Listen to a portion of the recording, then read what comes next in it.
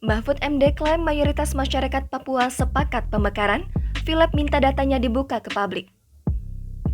Menko Polhukam, Mahfud MD menyebut bahwa hasil survei yang dilakukan Lembaga Kepresidenan menyimpulkan 82% orang Papua menyetujui pemekaran wilayah.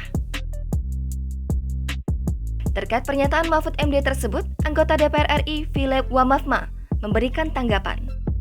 Ia meminta hasil survei yang diklaim oleh Mahfud MD dibuka ke publik. Philip melanjutkan bahwa publikasi survei tersebut bisa menjadi jalan masuk untuk melihat kebenaran di lapangan.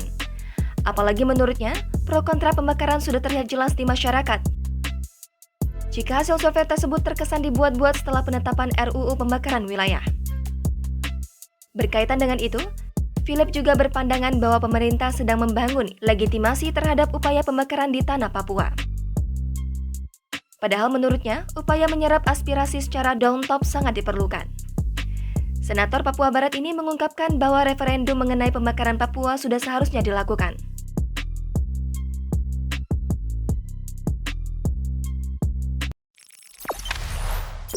Jangan lupa subscribe, share, komen, dan like ya!